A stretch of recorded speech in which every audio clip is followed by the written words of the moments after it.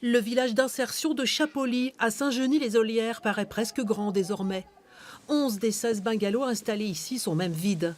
Restent 5 familles qui vont bientôt quitter le site. C'est la belle fin d'une histoire commencée en décembre 2015, car les familles roms ont presque toutes trouvé un emploi et un appartement, comme Florine, qui déménage dans quelques jours. Moi, je suis content. Ils m'ont donné un appartement. Hier, j'ai signé mon contrat pour le logement. Il est très joli, cet appartement. C'est un T5. J'ai une grande famille, madame. Moi, je suis content aujourd'hui. Reste une famille pour laquelle la solution tarde à venir. Moi, j'ai 7 enfants. Tout le monde ici a trouvé un appartement. Pour moi, c'est difficile parce que moi, j'ai 7 enfants. Une amertume que comprend l'équipe d'Habitat et Humanisme qui continue son travail.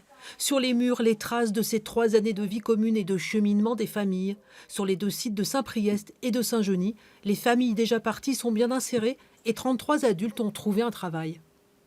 On s'est aperçu que finalement c'était des gens qui étaient employables et qui ont été employés et qui montrent une vraie volonté au travail, avec une vraie implication. On a l'exemple de certains pères de famille qui partent à 5 heures le matin pour aller attraper le premier métro. Et finalement c'est des gens qui se sont donné les moyens d'aller travailler et d'attraper la chance qui leur a été offerte. Côté mairie, l'opération imposée par la préfecture a laissé un goût amer. Certains habitants se sont investis auprès de l'association, d'autres l'ont combattu. C'est un projet qui a cassé le village.